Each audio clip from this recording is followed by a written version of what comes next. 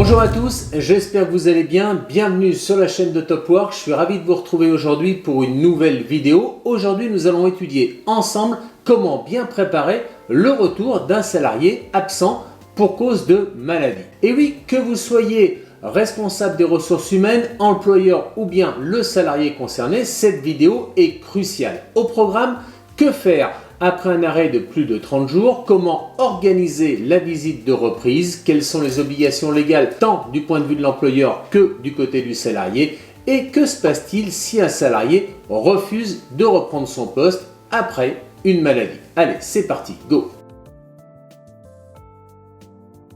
Alors tout d'abord et en premier lieu, étudions ensemble le rendez-vous de liaison. Un de vos salariés est absent depuis plus de 30 jours pour cause de maladie, et bien sachez que vous pouvez le convier à participer à ce que l'on appelle un rendez-vous de liaison. Mais attention, ce n'est pas une obligation. Ce rendez-vous de liaison peut être à l'initiative de l'employeur mais également du salarié. Mais pourquoi c'est important d'organiser, de participer à ce rendez-vous de liaison? Eh bien tout simplement du point de vue de l'employeur, vous allez informer le salarié de sa prochaine visite de reprise. Vous allez également informer le salarié d'éventuelles mesures d'adaptation ou de transformation de son poste de travail afin de tenir compte de sa nouvelle aptitude médicale. Et vous allez éviter bien des malentendus et surtout des non-dits. Employeur, un conseil, organisé autant se faire se peut un rendez-vous de liaison. Ceci va démontrer votre bienveillance à l'égard de votre salarié et surtout votre volonté de dialogue. Du point de vue du salarié, pas de panique. Vous pouvez refuser de participer à ce rendez-vous de liaison qui n'est pas obligatoire et vous ne pourrez en aucune manière faire l'objet d'une sanction disciplinaire si vous refusez de participer à ce rendez-vous de liaison, encore une fois pris à l'initiative de votre employeur. Dites-nous en commentaire si vous avez déjà eu l'occasion en tant que salarié de participer à un rendez-vous de liaison.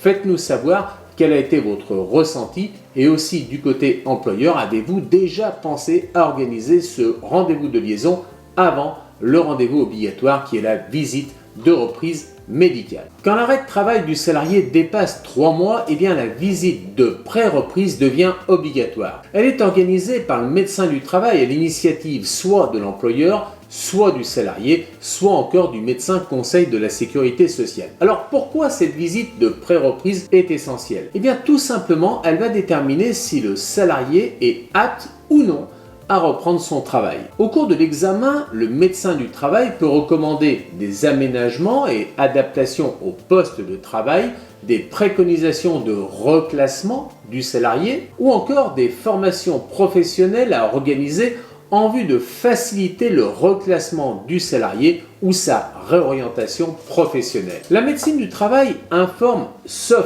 si le travailleur, le salarié s'y oppose, l'employeur et le médecin conseil de ces éventuelles recommandations afin que toutes les mesures soient prises pour permettre et faciliter le retour au travail du salarié absent depuis plus de 3 mois. Troisième étape et la plus importante, la visite de reprise du travail.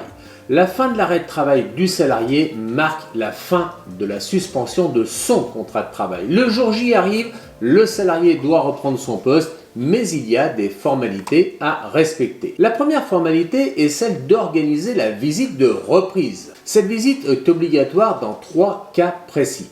Le premier, après une absence pour cause de maladie professionnelle. Deuxième cas, après une absence en raison d'un accident du travail. Troisième cas, après une absence d'au moins 60 jours pour cause de maladie ou d'accident non professionnel. Pourquoi cette visite est essentielle?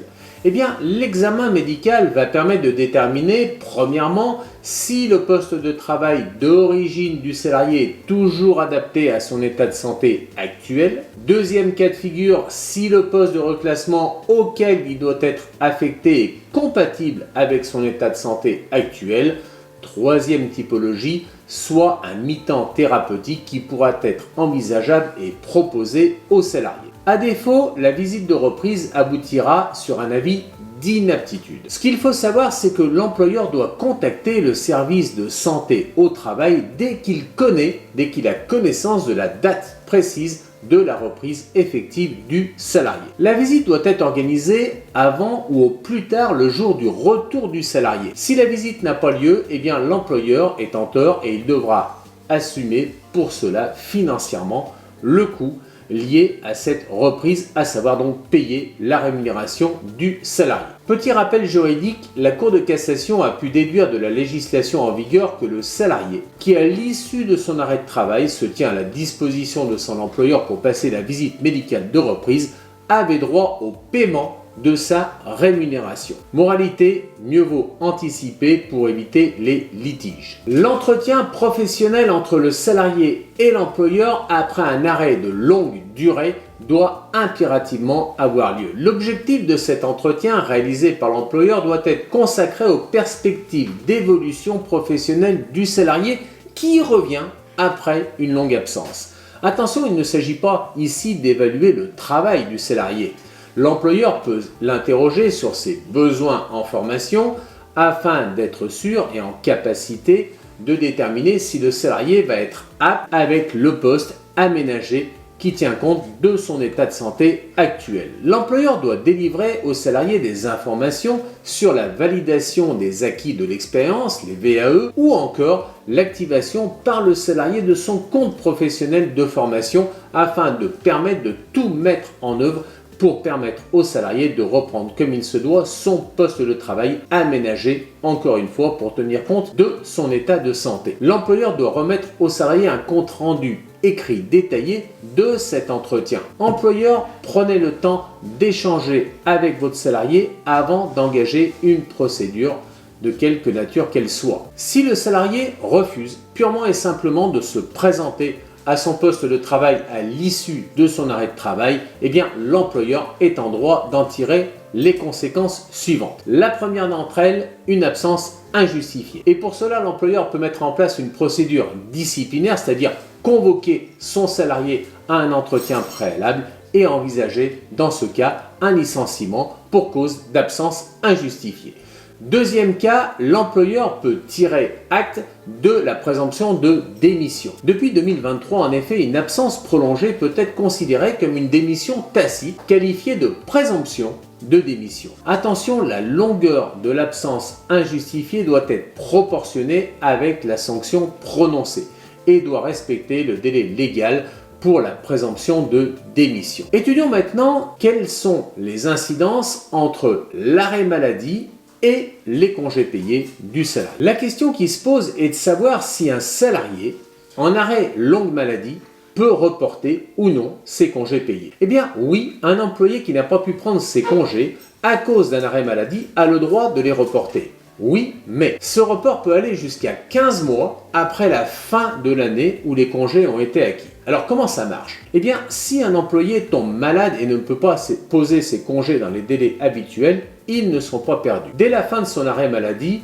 il peut les récupérer à condition que son contrat ait été suspendu depuis au moins 1 an. Le délai de 15 mois pour prendre les congés commence dès la fin de la période où ils auraient dû être pris. À la reprise, l'employeur doit, premièrement, informer le salarié du nombre de congés qui lui restent. Deuxième point, lui indiquer la date limite pour que le salarié puisse poser ses congés. Ce droit au report est prévu pour éviter que des salariés soient pénalisés par une absence longue. En conclusion, j'espère que cette vidéo vous a plu, que vous en avez appris énormément sur les conséquences liées au retour de votre salarié suite à un arrêt maladie, sur la nécessité de préparer, d'anticiper ce retour, d'organiser un rendez-vous de liaison, une visite de pré-reprise, une visite de reprise et surtout un entretien professionnel pour déterminer si votre salarié va être apte et aura toutes les compétences nécessaires pour assumer le nouveau poste ou le reclassement